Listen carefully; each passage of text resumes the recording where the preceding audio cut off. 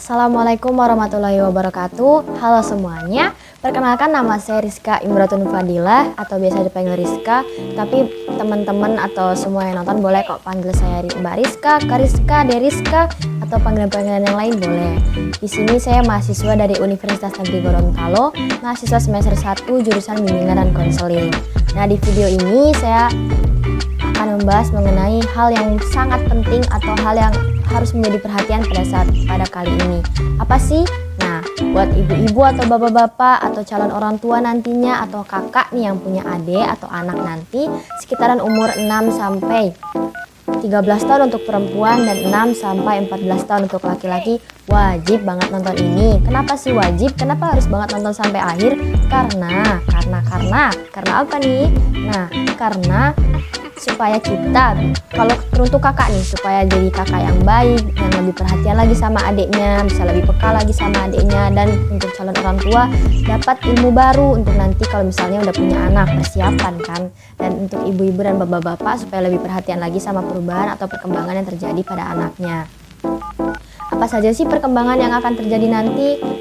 Nah, pada di video kali ini saya membahas mengenai perkembangan khusus untuk masa anak akhir, yaitu masa anak-anak sekitaran SD atau sekolah dasar. Apa saja yang akan dibahas atau ada perkembangan apa saja? Nah, yang pertama ada perkembangan fisik anak, yang kedua ada perkembangan kognitif atau cara berpikir anak, yang ketiga ada perkembangan sosio-emosionalnya anak, yang keempat ada perkembangan moral anak, dan yang terakhir ada minat-minat yang biasanya ada atau minat umum yang pasti ada untuk anak sekitaran umur segitu, anak-anak sekitaran umur yang biasanya bersekolah formal di sekolah dasar. Untuk mempersingkat nih supaya kuotanya nggak habis banyak, saya akan lanjut ke materi atau yang pembahasan yang pertama, yaitu perkembangan fisik pada anak. Let's check it out. Oke, sekarang kita masuk ke perkembangan yang pertama, yaitu perkembangan fisik. Di mana perkembangan fisik ada dua aspek, yaitu mengenai sistem rangkaian otot dan perubahan atau keterampilan motorik.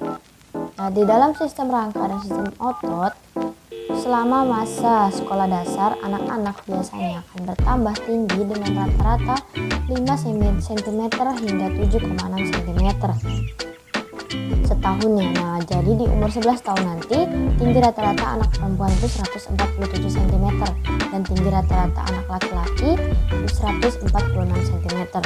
Kaki mereka akan bertambah panjang dan tubuh mereka akan menjadi lebih kurus. Kemudian di pertengahan, berat mereka juga akan bertambah dengan rata-rata 2,3 kg dan sampai 3,2 kg. Otot mereka akan bertambah kuat dan berat badan mereka bertambah juga karena bertambahnya ukuran dari otot mereka dan ukuran dari beberapa organ yang ada pada tubuh mereka. Kekuatan mereka bertambah itu bisa dari dua faktor, yaitu dari faktor keturunan dan juga faktor olahraga. Dan pada umumnya kekuatan dari laki-laki lebih besar daripada kekuatan daripada perempuan. Kemudian yang kedua ada perkembangan dari keterampilan motorik pada anak. Nah, pada masa ini biasanya anak-anak atau kemampuan motorik anak itu lebih fleksibel dan lebih terkoordinasi, atau anak lebih leluasa untuk menggerakkan anggota gerak tubuh mereka. Misalnya, hanya satu orang dari 1000 anak yang bisa melempar bola sampai melewati net pada umur 3 tahun. Namun nanti di umur 10 sampai 11 tahun, hampir dari seluruh anak pasti bisa jika mereka memiliki perkembangan yang bagus. Mereka bisa melempar bola, bermain bola, berenang, bermain sepeda, atau menciptakan atau bermain aktivitas lainnya. Nah, pada masa ini makanya kepada orang tua dan kakak-kakaknya jangan melarang mereka. Lebih baik diarahkan dan dibatasi supaya bisa jadi kan ini salah satu pertanda bahwa ini adalah bakat bawaan dari mereka. Pada masa ini juga anak memiliki kendali yang sangat besar atas semua pergerakan atau perkembangan motorik yang ada pada mereka. Tindakan fisik ini penting bagi mereka untuk memperhalus keterampilan motorik mereka. Oleh karena itu, karena pada prinsipnya di sekolah dasar, anak-anak harus aktif dalam melakukan kegiatan-kegiatan keolahragaan tersebut. Nah, kemudian selanjutnya kita punya perkembangan kognitif pada akhir masa anak-anak. Dalam keadaan normal, pikiran anak usia sekolah dasar itu berkembang secara berangsur-angsur dan secara tenang. anak betul-betul ada dalam stadium belajar. Di samping keluarga, sekolah memberikan pengaruh yang sistematis terhadap pembentukan akal budi anak. Pengetahuannya bertambah secara pesat. Banyak keterampilan mulai dikuasai dan kebiasaan-kebiasaan tertentu mulai dikembangkannya. Dari iklimnya egosentris, anak memasuki dunia objektif dan dunia pikiran orang lain. Hasrat untuk mengetahui realitas indah dan peristiwa-peristiwa mendorong anak untuk meneliti dan melakukan eksperimen. Minat anak pada periode tersebut terutama tercurah pada segala sesuatu yang dinamis bergerak. Anak pada usia ini sangat aktif dinamis. Segala sesuatu yang aktif dan bergerak akan sangat menarik minat perhatian anak. Lagi pula minatnya banyak tertuju pada macam-macam aktivitas dan semakin banyak dia berbuat, maka semakin berguna aktivitas tersebut bagi proses pengembangan kepribadiannya. Kemudian, ingatan anak pada usia 8-12 tahun ini mencapai intensitas yang paling besar dan paling kuat. Daya menghafal dan daya memorisasinya atau dengan sengaja memasukkan dan meletakkan pengetahuan dalam ingatan adalah paling kuat. Anak mampu memuat jumlah materi ingatan yang paling banyak. Lingkungan fantasi mengalami perubahan penting. Pada usia 8-9 tahun, anak menyukai sekali cerita-cerita dongeng. Misalnya Timun Mas, Bawang Merah, Bawang Putih, Malin Kundang, dan lain-lain. Unsur-unsur yang hebat dan ajaib dalam dongeng-dongeng ini mencekam segenap minat anak. Lambat laun, unsur kritis mulai muncul, dan anak mulai mengoreksi peristiwa yang dihayati. Namun, unsur fantasi masih tetap memegang peranan. Kini, anak menghendaki peristiwa-peristiwa real atau yang memang terjadi dalam nyata. Oleh karena itu, pada saat usia atau pada masa ini, anak lebih menyukai cerita-cerita yang bertema kepahlawanan. Nah, sekarang kita masuk ke pembahasan yang ketiga atau perkembangan yang ketiga, yaitu perkembangan bahasa pada masa akhir anak-anak. Dalam perkembangan bahasa, membaca sangat berperan penting dalam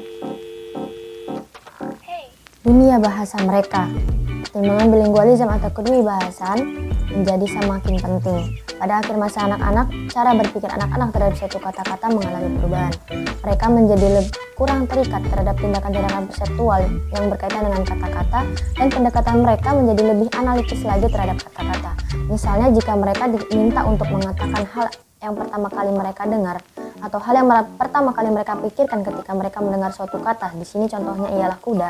Jika pada anak-anak pada masa awal atau anak-anak prasekolah, mereka mungkin akan mengatakan hal yang lebih konteks atau sangat dekat dengan seekor kuda. Contohnya mereka akan mengatakan sesuatu yang atau menampilkan sesuatu yang seperti kuda contohnya, atau suatu penampilan dari kuda contohnya. Kuda itu biasanya berwarna putih atau kuda itu biasanya besar. Namun jika anak yang lebih tua lagi atau pada masa akhir anak, mereka akan mengatakan dengan mengatakan yang lebih dekat lagi atau yang lebih konteks lagi, yaitu menyatakan suatu kebenaran bahwa kuda ialah binatang, atau mereka akan memberikan informasi yang lebih intelektual, yaitu mengenai misalnya ada joki dari seekor kuda dan juga dokter hewan. Meskipun anak-anak diperbolehkan untuk terlibat langsung dalam pengendalian atau pengaturan sendiri emosinya dari waktu ke waktu. Proses koregulasi ini adalah suatu periode transisi antara kuatnya kendali orang tua pada masa awal anak-anak dengan meningkatnya pengurangan pengawasan umum untuk masa remaja.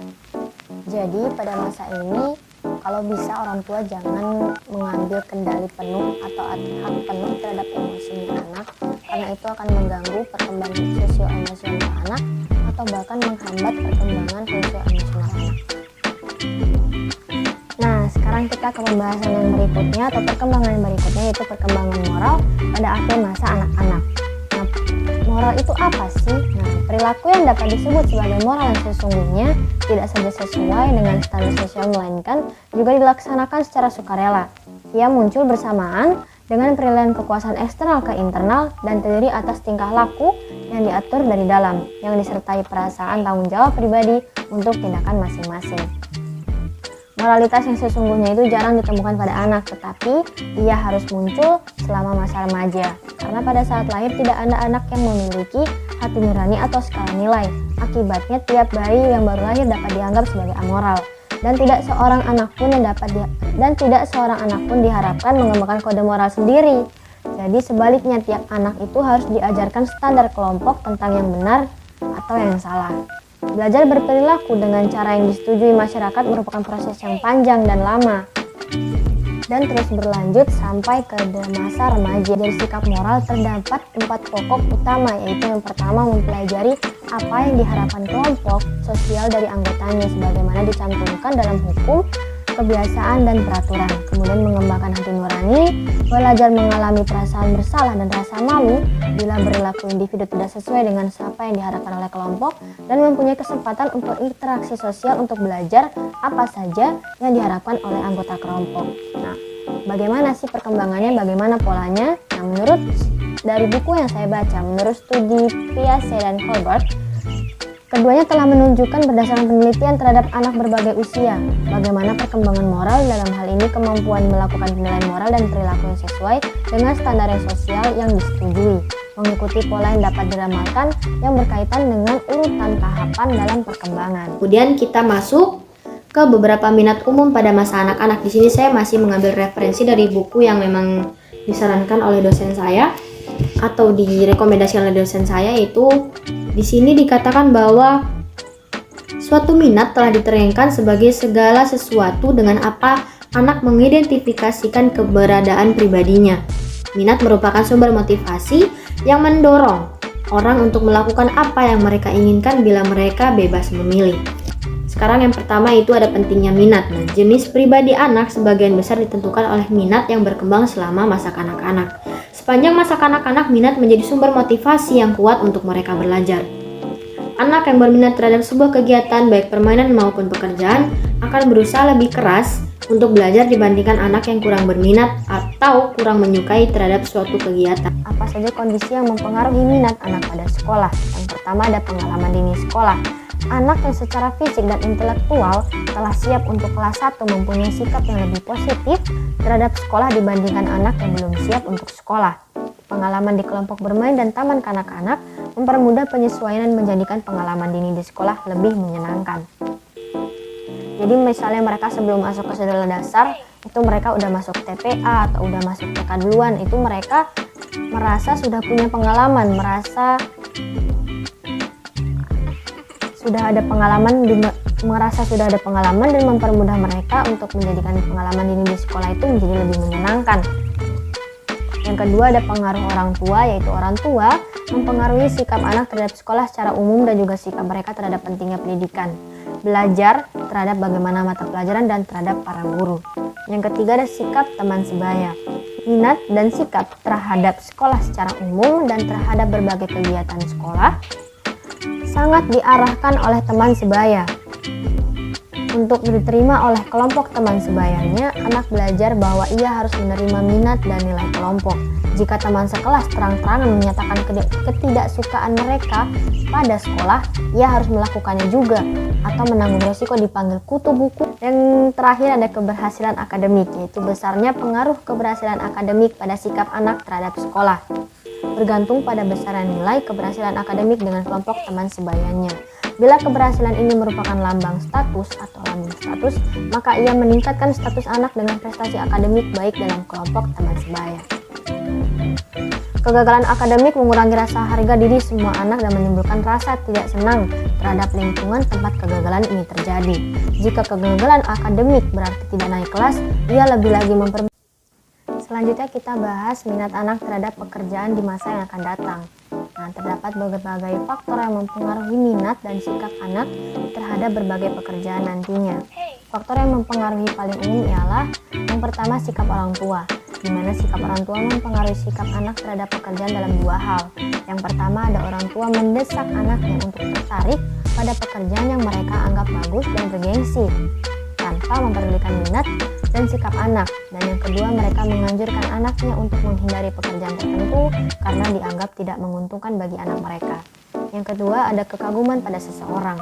Anak-anak mengembangkan sikap positif terhadap pekerjaan orang yang dikaguminya atau dipujanya, misalnya guru, pemimpin masyarakat atau negara, atau orang ternama yang ada di media massa. Terdapat kecenderungan untuk mengembangkan sikap yang tidak menguntungkan terhadap profesi orang yang tidak disukai. Yang ketiga ada kemampuan dan minat. Di sini kemampuan fisik dan kecerdasan anak, minat dan kepribadiannya memegang peranan penting dalam sikap mereka terhadap berbagai pekerjaan. Sebagai contoh, Anak yang tidak suka berpetualang mempunyai sikap yang positif terhadap pekerjaan yang aman. Sementara mereka yang lebih agresif dan berani menganggap pekerjaan demikian itu membosankan, pekerjaan yang aman itu membosankan, dan mereka menginginkan pekerjaan yang mengasihkan. Yang terakhir yaitu ada stereotip budaya.